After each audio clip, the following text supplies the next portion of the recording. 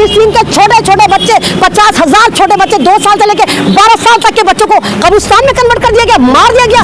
कब तक बर्दाश्त करेंगे? उनको पता है चुप रहेंगे तो भी मारे जाएंगे, बोलेंगे तो भी मारे जाएंगे। तो उन्होंने कहा हाँ हम इस दौर के अबाबील हैं। और वो जिस तरह पैराशूट से आए और उन्होंने इस दौर के अब्रहा को मारा, ये यहूदी जो है इस दौर के अब्रहा हैं, क्योंकि हमास तो बहुत छोटा सा संगठन है। वाले ये गोबर फक जा रहे हैं जिनको इजराइल की स्पेलिंग नहीं आती, और इन जाहिलों को कोई बताए ये सोच रहे हैं कि इजराइल जो है वो हिंदू राष्ट्र है। अबे जाहिलो, इजराइल जिसको अपना एक तरह से फॉलो करता है वो मुसलमानों के पैगंबर है, मूसा अलैहिस्सलाम, हैकल सुलेमानी, हजरत सुलेमान अलैहिस्सलाम, वो हमारे मुसलमानों के पैगंबर थे। और तो और ये जो यहूदी होते हैं ये रोजा भी रखते हैं, यहूदी नमाज भी पढ़ते हैं। तो इजराइल जो है वो आप देखिए गाय का गोश्त खाते हैं, इजरायली नमाज भी पढ़ते हैं। और ये कह रहे हैं आई सपोर्ट, मतलब नेतन्याहू पे तिलक लगा रहे हैं, कह रहे हैं तो हिंदू आर क्यों उतार रहे हैं, जय जगदीश भाव। अबे जाहिलो, मैंने कहा ना वो मुसलमानों का भटका हुआ अंश है कि इजराइल की फटी हुई चड्डियां, या फटी हुई चड्डी वाले दिखाने शुरू करें कि हाँ हमारी चड्डी इनकी चड्डियों से मैच हो गई, हमारी भी फटी हुई चड्डी इनकी फटी हुई चड्डी, तो 2 फटी हुई चड्डी अब आराम से एक जगह सूखेंगे। ये बिल्कुल सही कहा,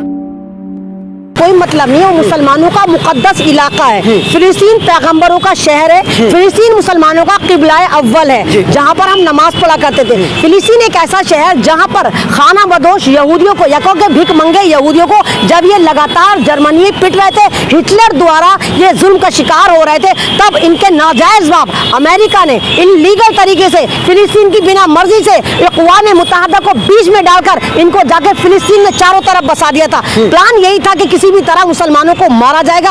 और लगातार जब से ये 1947 से इजराइलियों को वहां बसाया गया, यानी यहूदियों को वहां बसाया गया, इसने पहले ही एक नारा लगाया कि नकबा नकबा नकबा, नकबा का मतलब होता है नरसंहार करो। और उसके बाद इजराइल को जिस तरह प्रमोट करा गया, चाहे फ्रांस द्वारा, चाहे जर्मनी द्वारा, चाहे इंग्लैंड द्वारा, चाहे अमेरिका द्वारा, एक मुल्क इतनी जल्दी दुनिया का सुप्रीम पावर बन जाता है, पैसा दौलत हथियार सब आ जाते हैं। और जिस मुल्क में इनको बसाया जाता है, यानी जो मुल्क इनको एक तरह से शेल्टर देता है, उस मुल्क को ये सुकेड़ के वहां की आवाम का बिजनेस छीन लेते हैं, खेती बाड़ी छीन लेते हैं, उनके नौजवान छीन लेते हैं, उनके बच्चों को मार देते हैं, और उनको एक तरह से कहिए कि मकानों से निकालकर झुग्गी झोपड़ों में लाकर खड़ा कर देते हैं। मैंने पहले भी आपके इंटरव्यू में कहा है कि आप एक गिलास में उतना ही पानी भरेंगे जितना उस गिलास में पानी आता है, फिर बाद में छलकेगा।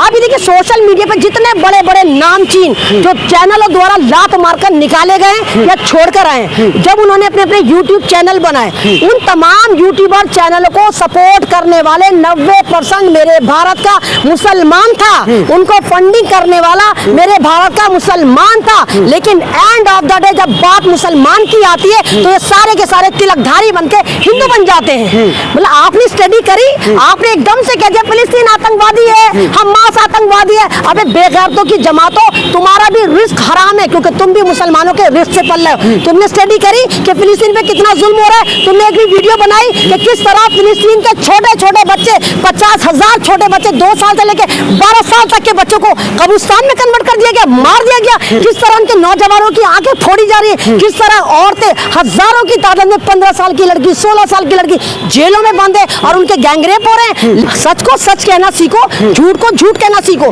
मैंने आपके इंटरव्यू पहले भी कहा कि मौत किसी की भी हो, चाहे फिलिस्तीनी मरे चाहे इजरायली मरे, मौत इंसानियत की होती है। दोनों तरफ आम नागरिक मारा जा रहा है। नेतन्याहू तो नहीं मर रहा, उनके कमांडो तो नहीं मर रहे। तो आप ही देखिए कि लगातार जिस तरह इजराइल जो है उल्लंघन करता जा रहा है, जिस तरह फिलिस्तीन की जमीनें कैप्चर कर रहा है। और शायद आपको नहीं पता, हमास ने जब हमला करा उससे 2 दिन पहले से बैतुल मुकद्दस जो है उसके चारों तरफ 2000 यहूदी, आतंकी यहूदियों ने वहां के मकानों में घुस के मुसलमान नौजवानों को मारना, उनकी बेटियों के साथ रेप करना शुरू कर दिया था। कब तक बर्दाश्त करेंगे? उनको पता है चुप रहेंगे तो भी मारे जाएंगे, बोलेंगे तो भी मारे जाएंगे। तो उन्होंने कहा हाँ हम इस दौर के अबाबील हैं। और वो जिस तरह पैराशूट से आए और उन्होंने इस दौर के अब्रहा को मारा, ये यहूदी जो है इस दौर के अब्रहा हैं, क्योंकि हमास तो बहुत छोटा सा संगठन है। नेतन्याहू कह रहे हैं निस्तनाबूद कर देंगे, आप शुरुआत अपने करती नेतन्याहू आप तो जब से नस्तनाबूद कर रहे हैं, बिना बताए कर रहे हैं। अब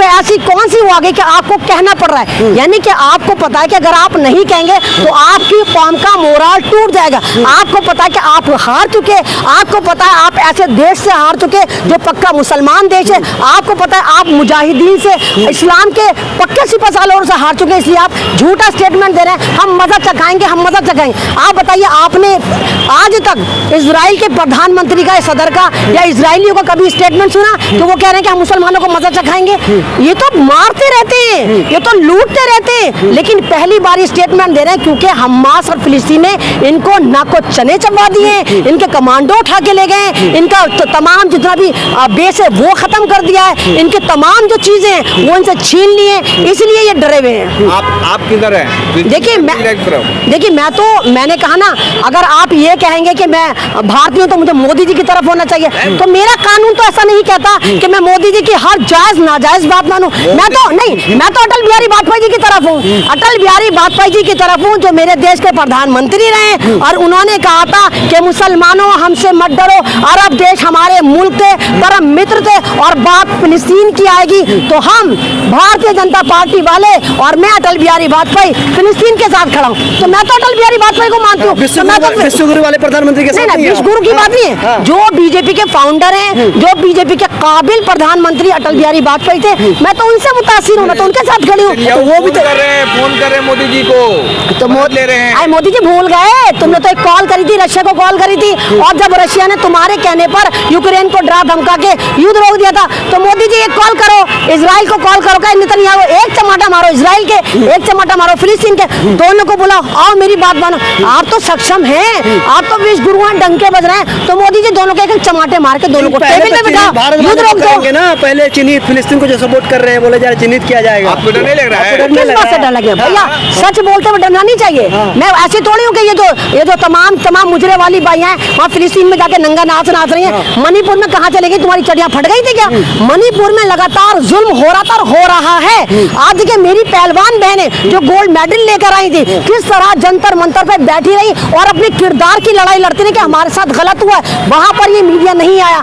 आज देखिए किसान, मेरे किसान किस तरह पूरे साल बैठे रहे और किस तरह सरकार द्वारा 1000 से ज्यादा किसान शहीद कर दिए गए, तब तो ये मीडिया नहीं आया। तो देश में तो तुम नहीं बोलते, पॉलिटिकल तुमने एक तरह का आतंकवाद मणिपुर में मचाया, पॉलिटिकल आतंकवाद तुमने किसान मूवमेंट में मचाया, पॉलिटिकल आतंकवाद तुमने एनआरसी में मचाया, पॉलिटिकल आतंकवाद तुमने जिस तरह पहलवानों के साथ मचाया, पॉलिटिकल आतंकवाद तुमने मणिपुर में और मेवात में मचाया, और तुम जाके बात करो आई सपोर्ट इजराइल। तो इन भक्तों को, दो कौड़ी के भक्तों को इजराइल की हालत दिखाने पहुंचे हैं। नहीं, हाँ ये सही कहा कि इजराइल की फटी हुई चड्डियां, ये फटी हुई चड्डी वाले दिखाने शुरू करें कि हाँ हमारी चड्डी इनकी चड्डियों से मैच हो गई, हमारी फटी हुई चड्डी इनकी फटी हुई चड्डी, तो दो फटी हुई चड्डी अब आराम से एक जगह सूखेंगे। ये बिल्कुल सही कहा। यहाँ से लोग जा रहे हैं, वीजा मिले तो जा रहे हैं। कौन जा रहे हैं? नाली पे, नाली के ढाल पर हगने वाले और किसी भी दीवार पे मूतने वाले, ये गोबर फक जा रहे हैं, जिनको इजराइल की स्पेलिंग नहीं आती। और इन जाहिलों को कोई बताए, ये सोच रहे हैं कि इजराइल जो है वो हिंदू राष्ट्र है। अबे जाहिलो,